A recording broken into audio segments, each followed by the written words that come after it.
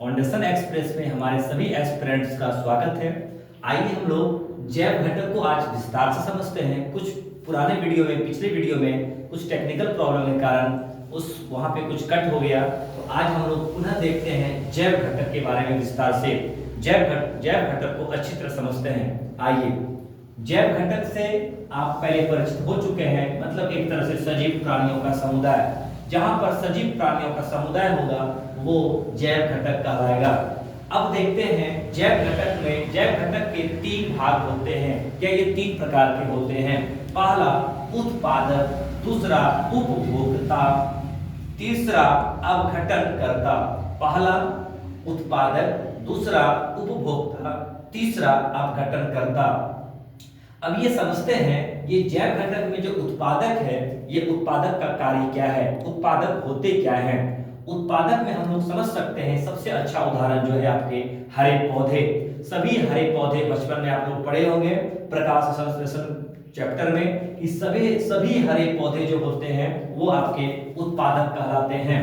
तो एक तरह से आप उत्पादक की परिभाषा ऐसे बता सकते हैं कि संपूर्ण पारिस्थितिकी तंत्र में जो भोजन का जो उत्पादन होता है, जो ऊर्जा का जो संचयन होता है, वो सारे का जो क्रेडिट है, जो देन है, वो उत्पादक का ही है। जितने भी जीव पारिस्थितिकी तंत्र में रहते हैं उन सभी का भोजन का उत्पादन, उन सभी के लिए भोजन प्रबंधन या ऊर्जा संचयन का जो कार्य होता है वो उत्पादक का होता है। इसलिए हरे पौधे जो होते हैं, सभी हरे पौधे जो होते हैं उत्पादक कहलाते हैं। इसको हरे पौधे को प्राथमिक उत्पादक भी कहते हैं। अब यहां से एक क्वेश्चन आता है कि प्राथमिक उत्पादक जो होते हैं, ये जो सभी हरे पौधे होते हैं, इससे जो एक सबसे अच्छा क्वेश्चन है वो जो होता है आपका कि ये प्रथम पोषी स्तर भी कहलाते हैं। प्रथम पोषी स्तर का तात्पर्य ये हुआ कि जो हरे पौधे होते हैं ये भी अपना ऊर्जा प्राप्त करते हैं। इनका जो ऊर्जा का जो प्राप्त का जो सोर्स होता है वो सूर्य है। सूर्य से प्राप्त ये ऊर्जा, और कितना % ऊर्जा प्राप्त करते हैं? सूर्य से ये 1% ऊर्जा प्राप्त करते हैं। कौन? उत्पादक। तो सूर्य से 1% ऊर्जा का, सूर्य से 1% जो है ऊर्जा का जो उपभोग करते हैं वो सभी हरे पौधे। इसलिए इनको प्राथमिक, एक तरह से प्रथम पोषी स्तर के नाम से भी जाना जाता है। याद रखेंगे बच्चों, सभी हरे पौधे जो होते हैं ये उत्पादक कहलाते हैं। थोड़ा आवाज में टेक्निकल कुछ साउंड का प्रॉब्लम हो रहा है, तो एक आध 2 दिन, एक सप्ताह में ठीक हो जाएगा। आप लोग धैर्य बनाए रखें। तो प्राथमिक उत्पादक हमारे क्या हो गए? सभी हरे पौधे जो होते हैं ये उत्पादक कहलाते हैं, और सभी हरे पौधे को प्रथम पोषी स्तर के नाम से भी जाना जाता है। क्यों? क्योंकि ये सबसे पहला इनका भी पोषण हुआ वो है सूर्य की ऊर्जा। तो सूर्य के ऊर्जा से 1% ऊर्जा लेकर ये अपना पोषण करते हैं। तो इसलिए प्रथम पोषी में अगर कोई आपको पूछे तो आपको बोलना है सभी हरे पौधे या उत्पादक जो होते हैं ये प्रथम पोषी स्तर कहलाते हैं। आइए, तो ये हमारा उत्पादक कॉन्सेप्ट क्लियर हो गया। अब उत्पादक के बाद आते हैं उपभोक्ता। जैसे आप लोग भी उपभोक्ता हैं। उपभोक्ता का मतलब हुआ जो अपना आहार, जो अपना भोजन, जो अपना ऊर्जा का सोर्स है वो उत्पादक से प्राप्त करता हो। जो उत्पादक से अपना ऊर्जा प्राप्त करे, जो भोजन प्राप्त करे, वो उपभोक्ता।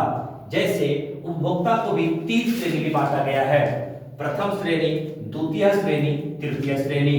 तो प्रथम श्रेणी के उपभोक्ता में जो आपके आते हैं जो शाकाहारी जीव होते हैं, जैसे गाय, बकरी, ये सब जो है आपके, ये सब जो आपके हैं, हिरण, ये सब जो आपके हैं ये प्रथम श्रेणी के उपभोक्ता में आते हैं।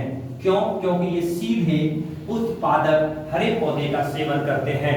जो सीधे अपना भोजन का स्रोत उत्पादक यानी हरे पौधे से प्राप्त करते हैं वो प्रथम श्रेणी के उत्पादक कहलाते हैं। यहां से एक क्वेश्चन और बनता है, जैसे आपको बताया भी हम उत्पादक जो है ये उत्पादक भी प्रथम पोषी स्तर के होते हैं।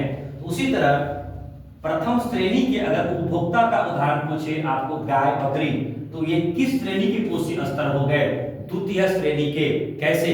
क्योंकि प्रथम श्रेणी के जो पोषी स्तर हैं वो आपके सभी हरे पौधे हुए, और हरे पौधे को ये खाने से ये भले प्रथम श्रेणी की उपभोक्ता में आए, लेकिन ये द्वितीय पोषी स्तर कहलाते हैं।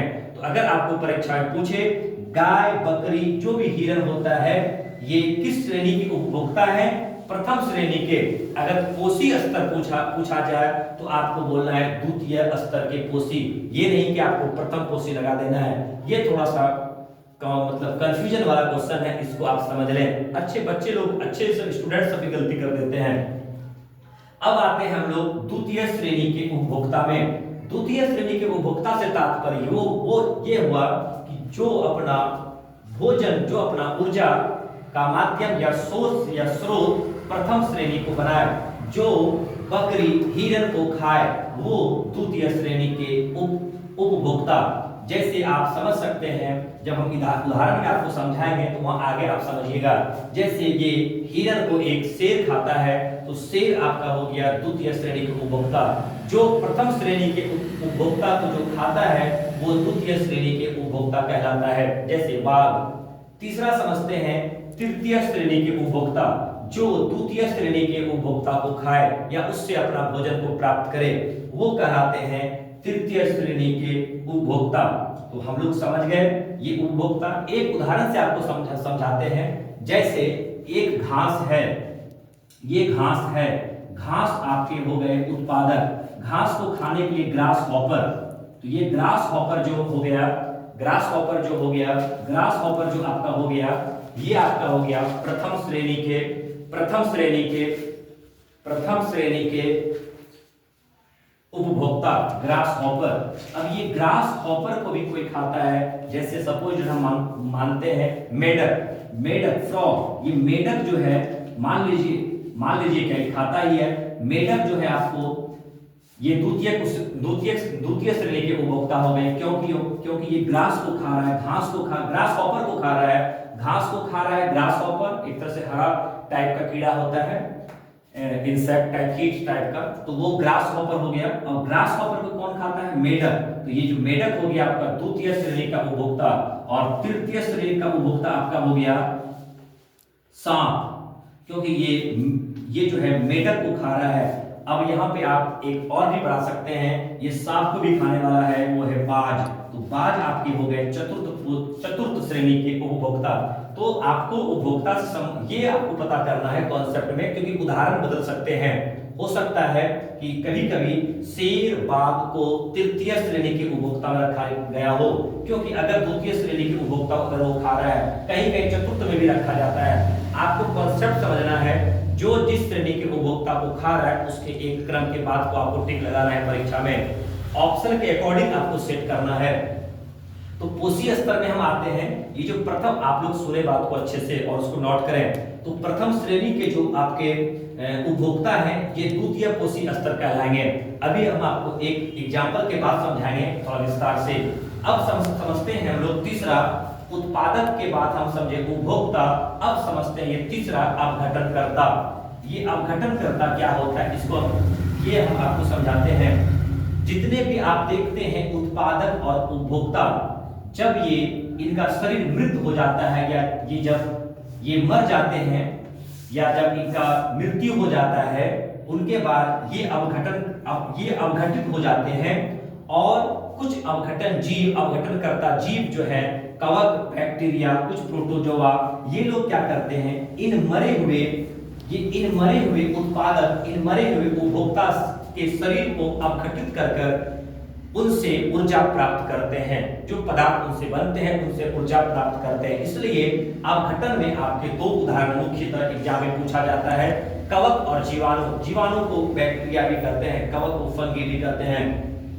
तो अपघटन करता क्या है, आपको ऐसे समझिए कि जो भी उत्पादक होते हैं, जो भी उपभोक्ता होते हैं, ये जब मर जाते हैं या जब इनका शरीर मृत हो जाता है, उनसे भी भोजन प्राप्त कर लेते हैं। मतलब अपघटन वो चीज है जो सड़े गले, एक तरह से बोल सकते हैं मृत जीवी पोषण, जब आपको पोषण चैप्टर पढ़ाएंगे, पोषण दो प्रकार के होते हैं, स्वपोषण, परपोषण। स्वपोषण मतलब जैसे हरे पौधे स्वपोषण के उदाहरण हैं। अब परपोषण जो होते हैं ये भी तीन प्रकार के होते हैं। पहला मृतजीवी पोषण, दूसरा परजीवी पोषण, तीसरा प्राणिश्रम पोषण।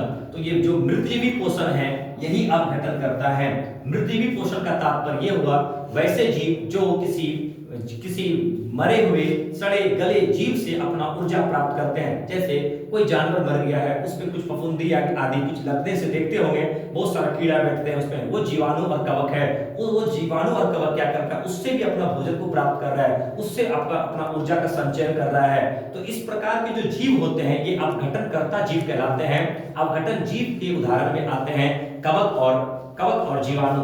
तो अपघटनकर्ता क्या है, हम लोग समझ गए कि उत्पादक और उपभोक्ता ये जब मर जाते हैं इससे ही ऊर्जा प्राप्त करते हैं। मतलब मरे सड़े गले जीवों से जो ऊर्जा प्राप्त कर ले उसको कहते हैं अपघटनकर्ता। तो कवक और जीवाणु जो हैं अपघटनकर्ता के उदाहरण में आते हैं। अभी हम आपको जो है थोड़ा सा कॉन्सेप्ट और समझाना चाहते हैं, थोड़ा सा उसको आप समझिए ठीक से। आप लोग उतार लिए होंगे।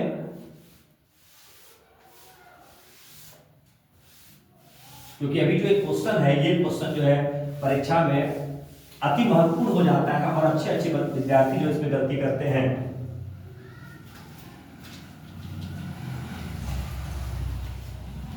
जैसे समझिए अभी आप, जैसे हम आपको बताएं जो हरे पौधे होते हैं, हरे पौधे जो होते हैं ये आपके उत्पादक कहलाते हैं, लेकिन ये प्रथम पोषी स्तर भी हैं। तो प्रथम पोषी स्तर के अगर उदाहरण में आ जाए, आपको टिक लगाना है हरे पौधे प्रथम पोषी। और जैसे ये हरे पौधे को कोई खाया, जैसे ग्रास हॉपर, तो ये ग्रास हॉपर को आप क्या बोलते हैं, प्राथमिक उपभोक्ता या प्रथम श्रेणी के उपभोक्ता, प्राथमिक उपभोक्ता। लेकिन ये ग्रास हॉपर को हम ग्रास हॉपर लिख देते हैं, हॉपर, क्योंकि ये ग्रास को खा रहा है, हरे पौधे को खा रहा है। क्योंकि घास भी जो होते हैं वो स्वपोषी होते हैं, हरे पौधे और घास भी स्वपोषी होते हैं। तो ग्रास हॉपर मतलब जो ग्रास को खा रहा है, प्राथमिक उपभोक्ता। और ये जो प्राथमिक उपभोक्ता होता है यही द्वितीय पोषी स्तर कहलाते हैं। यही पे क्वेश्चन फंसाता है, द्वितीय पोषी स्तर, द्वितीय पोषी स्तर, द्वितीय पोषी स्तर। ये जो ग्रास हॉपर होते हैं ये द्वितीय पोषी स्तर कहलाते हैं। अब जो ग्रास हॉपर को जो खा रहा है आपका मेढक, तो मेढक जो आपका हो गया ये द्वितीयक उपभोक्ता। ये द्वितीयक उपभोक्ता के उदाहरण है। क्यों? क्योंकि ये प्राथमिक उपभोक्ता को खा रहे हैं। लेकिन ये जो है हो गए तृतीय पोषी स्तर, तृतीय पोषी स्तर। याद रखिएगा हरे पौधे प्रथम पोषी स्तर के उदाहरण हैं। उसके बाद यदि मेढक को अब सांप खा रहा है, सांप, तो सांप आपके हो गए तृतीय उपभोक्ता या तृतीय श्रेणी उपभोक्ता। और ये हो गया आपका चतुर्थ पोषी स्तर। क्योंकि ये चतुर्थ इसलिए हुआ क्योंकि हरे पौधे को उपभोक्ता नहीं करते हैं और वो भी प्रथम पोषी स्तर हैं। अभी आप समझिए यहाँ पर एक चीज कि जो हरे पौधे होते हैं, जो हरे पौधे होते हैं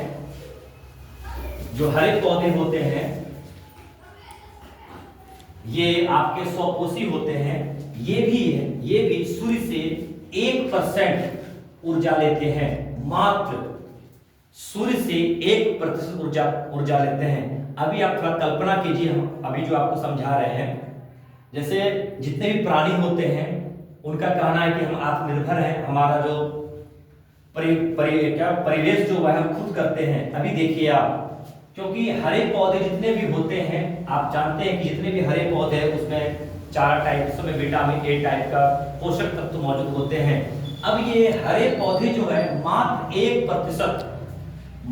1% ऊर्जा जो है ये हरे पौधे जो है सूर्य से लेते हैं। मतलब सूर्य के पास यदि 100% ऊर्जा है उससे मात्र 1% ऊर्जा लेते हैं।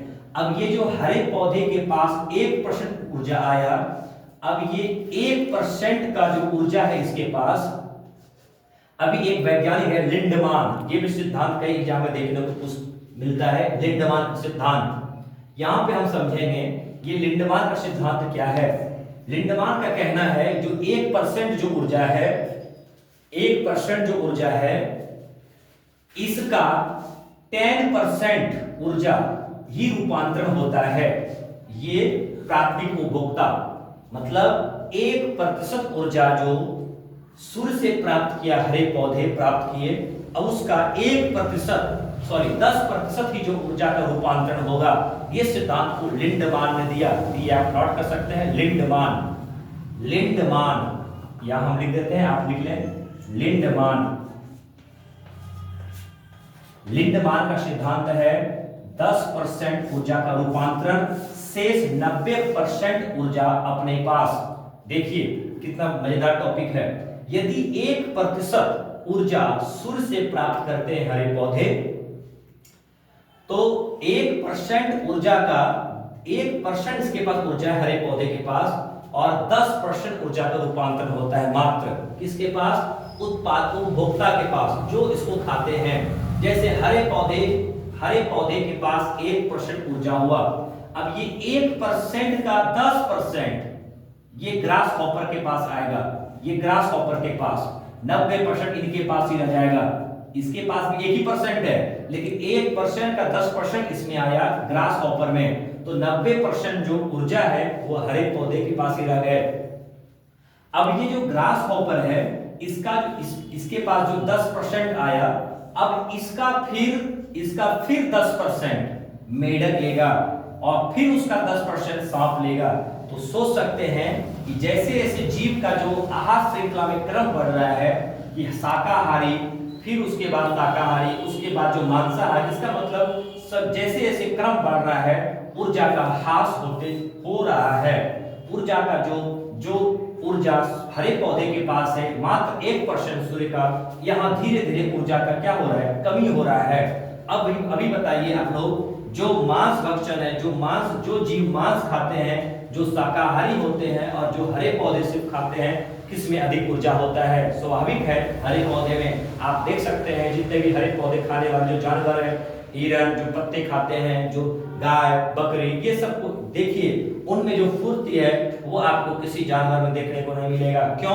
क्योंकि वो सूर्य से ऊर्जा प्राप्त 1% का उपभोग कर रहे हैं, तब जाके इतना एनर्जी है। और कोई जीव अगर मांसाहारी है उसमें ऊर्जा का रूपांतरण कैसे घट रहा है? तो क्वेश्चन एग्जाम में ये भी देखने को मिलता है कि लिंडमान का सिद्धांत क्या है, आपको बताना है। लिंडमान का सिद्धांत से तात्पर्य ये है कि ऊर्जा का 10% जो है रूपांतरण होना, शेष 90% ऊर्जा अपने पास बचे रहना।